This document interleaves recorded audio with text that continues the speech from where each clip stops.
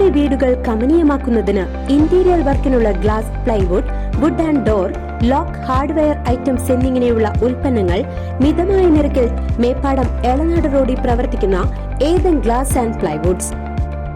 Mayannur government UP സ്കൂളിലെ 50ാം വാർഷികാഘോഷത്തോടനുബന്ധിച്ചുള്ള സംഘാടക സമിതി രൂപീകരണ യോഗം സംഘടിപ്പിച്ചു.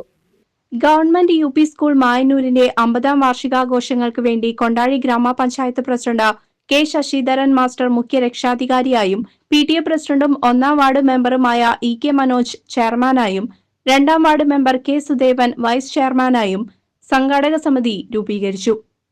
കൊണ്ടാഴി ഗ്രാമപഞ്ചായത്ത് പ്രസിഡന്റ് K. ശശിധരൻ മാസ്റ്റർ യോഗത്തിൽ അധ്യക്ഷനായി.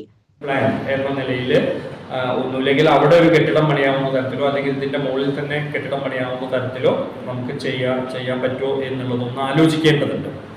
അപ്പം അത് നമ്മൾ ഇന്നലെ MLA കണ്ട സന്ദർഭത്തിൽ നമ്മൾ അതൊന്ന് സൂചിപ്പിച്ചിട്ടുണ്ട്. അപ്പം അദ്ദേഹം അത് പരിശോധിക്കാം എന്നാണ് പറഞ്ഞിട്ടുള്ളത്. ഇവിടുത്തെ മാത്രമല്ല മൃഗാസ്പത്രിയുടെയും കൂടെ പറഞ്ഞിട്ടുണ്ട്. അപ്പം അത് പരിശോധിക്കാം. കാരണം പഞ്ചായത്തിനെ സംബന്ധിച്ചിടത്തോളം ഉള്ള ഫണ്ട് വെച്ചിട്ട് നമുക്ക് അങ്ങനെ ഒരു കെട്ടിടം പണിയാനായിട്ട് സാധിക്കില്ല. അപ്പം അതുകൊണ്ടാണ് അത് MLA MP പങ്കിയുള്ള തലങ്ങളിൽ അവരുടെ സഹായം കിട്ടിയാൽ മാത്രമേ സാധിക്കുള്ളൂ.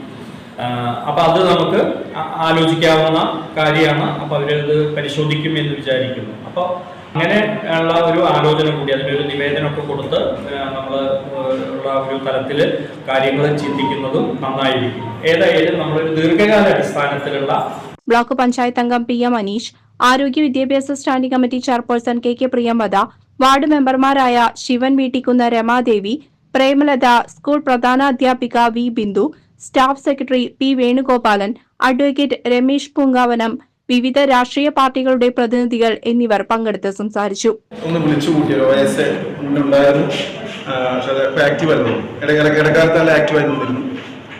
അവരെ കൂടി ഈ വിദ്യാലയത്തിലേക്ക് എത്തിക്കാനുള്ള ഈ ആഘോഷത്തിൽ അവരെ പങ്കു ചേർക്കാനുള്ള ശ്രമം നമ്മുടെ ഭാഗത്തുനിന്നുണ്ടാകില്ല. കാരണം എല്ലാവരും മായന്നൂർക്കാരായിരിക്കും. അവരെല്ലാം അവരുടെ തലമുറ ഈ വിദ്യാലയത്തിലേക്ക് എത്തിക്കേണ്ടതുണ്ട്. അപ്പോൾ OSA സംഗമം നമുക്ക് സംഘടിപ്പിക്കാം. അതേപോലെ തന്നെ ഇപ്പോൾ ഉള്ള രക്ഷാബന്ധത്തിൽ ഒന്നുകൂടി കൂട്ടിച്ചേർത്ത് വരാം. അതുപോലുള്ള പരിപാടി 1-2 പരിപാടി കൂട്ടി OSAയുടെ സംഗമം നടത്തണം. ഇവിടെ രക്ഷാകർത്താക്കൾ, കുട്ടികളെല്ലാം ചെറിയ കുട്ടികളാണ്. അപ്പോൾ രക്ഷാകർത്താക്കളൊക്കെ PTA അംഗങ്ങളെല്ലാം കൂടി നല്ല പ്രോഗ്രാം കൂടി സെറ്റ് ചെയ്യും.